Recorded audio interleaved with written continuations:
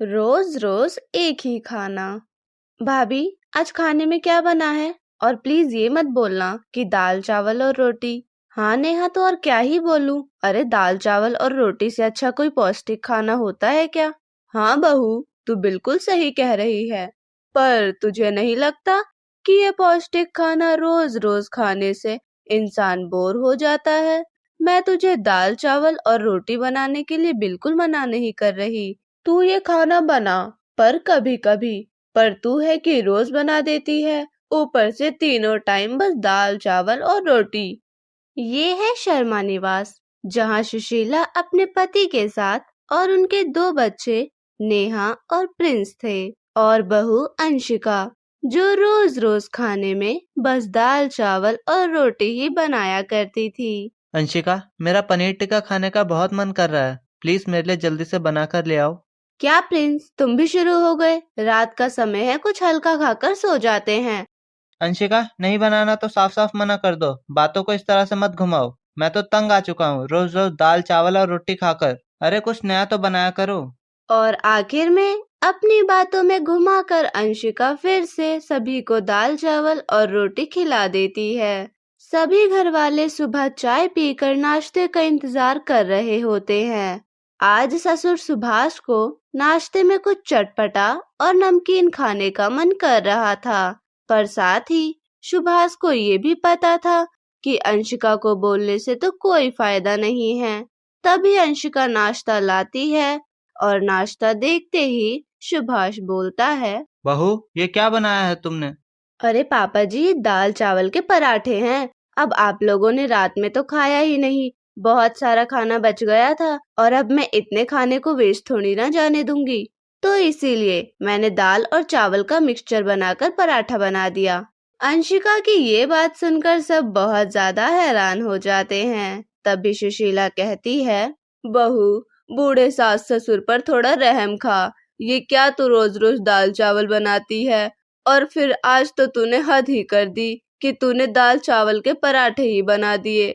अरे माँ जी, आप अभी मुझे जानते ही कहाँ हो। जो कोई नहीं कर सकता वो आपकी बहू कर सकती है।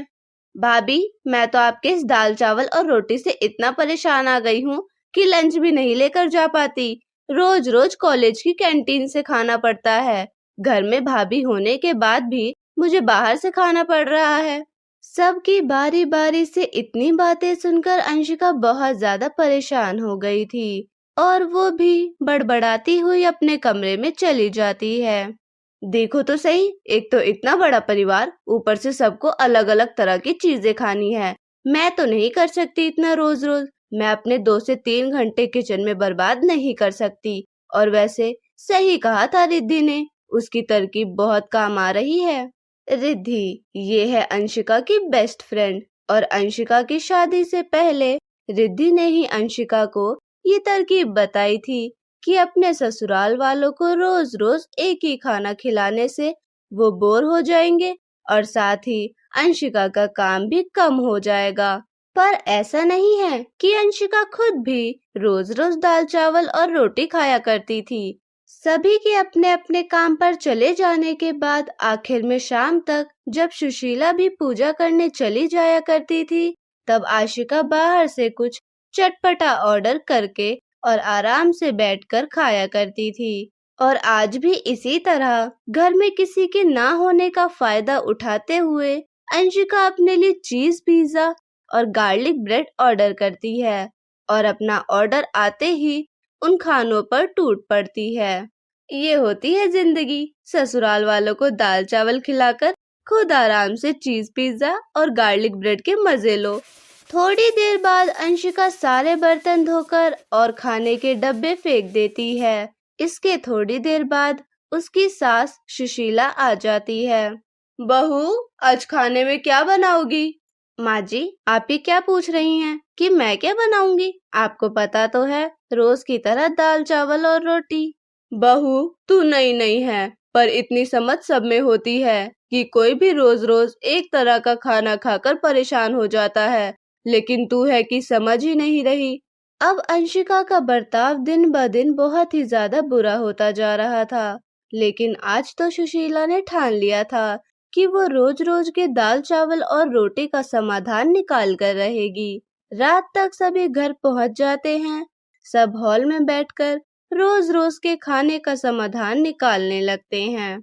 देख प्रिंस बेटा, मैं तो नहीं खा सकती ये रोज-रोज दाल चावल और रोटी। और तेरी बीवी भी बच्ची नहीं है, उसे पता है कि ससुराल वालों को कैसे संभालना है।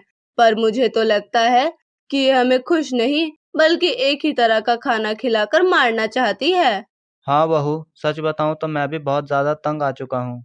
मुझे पता है कि तुम्हें घर में बहुत सारे काम होते हैं, लेकिन इस तरह से अपने सास ससुर को रोज दाल चावल खिलाना ये तो सही नहीं है ना। हाँ भाभी, मम्मी पापा बिल्कुल सही कह रहे हैं। जब से आपकी शादी हुई है, मैंने हर दिन अलग-अलग तरह की दाल खाई है। कभी मसूर की दाल, कभी चने की दाल, तो कभी कोई। धीरे-धीरे सभी अपने मन की भड़ास निकालने लगते हैं। तभी अंशिका कहती है, अरे प्रिंस, तुम क्यों चुप हो? तुम भी अपने मन की सारी बातें बोल दो कि मैं खाना अच्छा नहीं बनाती, मैं ये मैं वो। तुम क्यों चुप बैठे हो? और हाँ, मैं सबको एक बात साफ-साफ बता देती हूँ कि मुझे दाल, चावल और रोटी के अलावा कुछ भी बनाना नहीं आता, कुछ भी नहीं। और इतना ही अगर कुछ अच्छा खाने का मन करता है, तो एक खाना बनाने वाली रख लो। सबको अपने मनपसंद का खाना मिलेगा और मेरी छुट्टी भी हो जाएगी। हाँ अंशिका, वैसे तो मैं भी सभी की बात से सहमत हूँ कि एक जैसा खाना खाकर कोई भी परेशान हो जाएगा। पर मुझे लगता है कि तुमसे कुछ अच्छा खाने की उम्मीद करना बेकार है, इसीलिए मुझे अब एक खाना बनाने वाली रखना ही पड़ेगा। प्रिंस की इस बात पर सभी हामी भरते हैं और अगले दिन एक मेड आती है जिसका नाम था रोशनी। शर्मा निवास रोशनी से काफी उम्मीद लगाकर बैठा था कि अब उनको अच्छा खाना नसीब होगा। सुशीला के पूछने के बाद कि उसे क्या बनाना चाहिए, रोशनी फटाफट से खाना बनाकर ले आती है और खाना खाते ही सब उंगलियां चाटते रह जाते हैं। सभी ऐसे खाते हैं जैसे पता नहीं कितने जन्मों से भूखे हैं। अरे वाह रोशनी आंटी, आज तो आपके हाथ का खाना खाकर मजा ही आ गया। ऐसा खाना तो मैंने अपनी पूरी जिंदगी में नहीं खाया। हाँ हाँ, खाना तो बहुत अच्छा था। मैंने तो बहुत महीनों बाद पेट भरकर खाना खाया है। प्रिंस के ऐसा कहते ही अंशिका उसे गुस्से भरी नजरों से देखने लगती है। पर असल बात तो ये थी कि रोशनी ने सच में खाना बहुत ज्यादा अच्छा बनाया था, जो घर वालों को काफी पसंद आया। इसके बाद रोशनी रोज ही शर्मा निवास में खाना बनाने आया करती थी। अब इस तरह शर्मा निवास को रोज रोज कुछ अच्छा और नया खाने को मिलता था और साथ ही यहाँ पर अंशिका की भी किचन से छुट्टी हो गई थी। अब घर में जो भी खाना बनता, अंशिका खाना खाती और आराम से अपनी जिंदगी के मजे लिया करती। अब एक तरह से देखा जाए तो सब कुछ बहुत अच्छा चल रहा था और सभी बहुत ज्यादा खुश थे। लेकिन खुशियां ज्यादा समय तक कहाँ ही रहती है। रात के खाने में जब सभी छोले भटूरे खा रहे थे, तभी सुशीला के फोन पर रिंग बजती है और फोन उठाने के बाद पता चलता है कि वो सुशीला की भाभी है। नमस्ते दीदी, इतने समय बाद इतनी रात को फोन किया।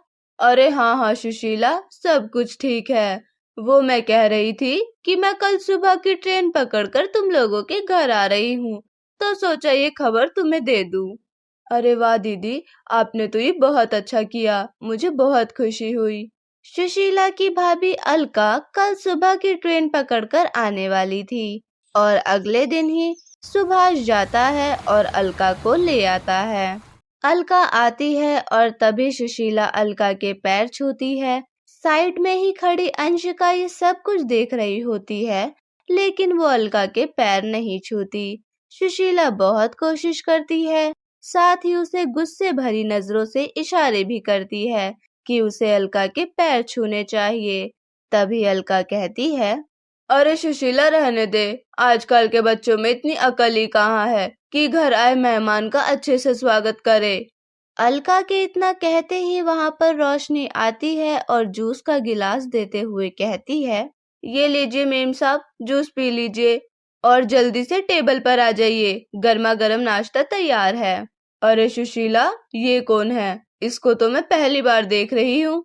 दीदी, ये हमारे घर में खाना बनाने का काम करती है, तीनों समय का खाना यही बनाती है।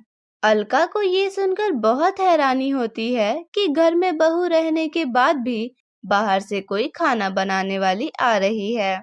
अरे सुशीला, तूने अपनी बहू को कुछ नहीं कहा? तेरी बहू के होने के बाद भी कोई बाहर से तेरे घर में खाना बना रहा है और तुझे खाना पड़ रहा है। हाँ दीदी, परेशान तो बहुत ज्यादा हूँ। जब से शादी हुई है तब से एक भी दिन ऐसा नहीं हुआ जो दाल चावल और रोटी के बिना ना गुजरे। सुबह शाम रोज रोज बस दाल चावल और रोटी। अब कोई कब तक इतना सहेगा? तो ठीक है, वैसे तो मैं बस एक हफ्तों के लिए आई हूँ, पर इस एक हफ्तों में अगर मैंने तेरी बहू में बदलाव ना ला दिया तो मेरा नाम भी अलका नहीं। इसके बाद अलका खाना बनाने वाली को काम से निकाल देती है और यहाँ जब रात के खाने के लिए सब टेबल पर इंतजार कर रहे थे, बिना ये जाने कि खाने वाली को काम से निकाल दिया है, और खाने में सब दाल चावल और रोटी देखकर बहुत ज्यादा हैरान होते हैं। अरे माँ, ये दाल चावल और रोटी आज मेड नहीं आई क्या? अन्नू बेटा, मैंने उसकी हमेशा के लिए छुट्टी कर दी और अब तुझे अपनी भाभी के हाथों का ही खाना खाना है। ये बात सुनकर सब अपना सर पकड़ लेते हैं और फिर से दाल चावल और रोटी खाकर सो जाते हैं। यहाँ अगले दिन फिर से अंशिका दाल चावल के पराठे बना देती है, दोपहर और रात को भी दाल चावल। पर लगातार ये देखकर अलका को भी बहुत ज्यादा गुस्सा आता है, लेकिन वो कुछ नहीं कह रही थी, ये सोचकर कि अभी अभी तो शादी हुई है। तो ऐसे ही एक दिन जब सभी अपने अपने काम पर होते हैं, यहाँ शाम तक सुशीला भी पूजा करने चली जाती है और अलका, जो कि अपने कमरे में आराम से सो रही थी, तो इस मौके का फायदा उठाकर अंशिका अपने लिए कुछ ऑर्डर करने का सोचती है और फिर वो मसालेदार पनीर टिक्का मंगाती है और अपने ऑर्डर का बेसब्री से इंतजार करने लगती है। अंशिका गेट पर ही खड़ी थी ताकि डिलीवरी बॉय घर की घंटी ना बजा दे, जिससे अलका की नींद ना खुल जाए। थोड़ी देर बाद अंशिका का ऑर्डर आता है और वो चुपके से अपने कमरे में जाकर पनीर टिक्का के मजे लेने लगती है। तभी उसकी दोस्त रिद्धि का कॉल आता है। और अंशिका मेरी दोस्त, कैसे कट रही है जिंदगी? अरे तुम्हारी जैसी दोस्त हो तो सब मजे में ही रहेंगे। जैसा तुमने बोला था ना, मैं तो वैसा ही कर रही हूँ। पर अभी ना मेरी सास की भाभी आई हुई है और उन्होंने तो मेड को भी हटा दिया है और 2 दिन से मैं भी वही कर रही हूँ जो हमेशा से करती आ रही हूँ। दाल चावल और रोटी बनाकर रख दिया है मैंने। इस समय पर अंशिका भूल चुकी थी कि उसके घर पर एक और मेहमान है। अलका अचानक से अंशिका के कमरे में आती है और उसके हाथ से फोन छीनकर कहती है, तुम जो कोई भी हो, मेरी बहू को इस तरह की सलाह मत दो। और हाँ, अगली बार से मेरी बहू से बात करने की कोई जरूरत नहीं है।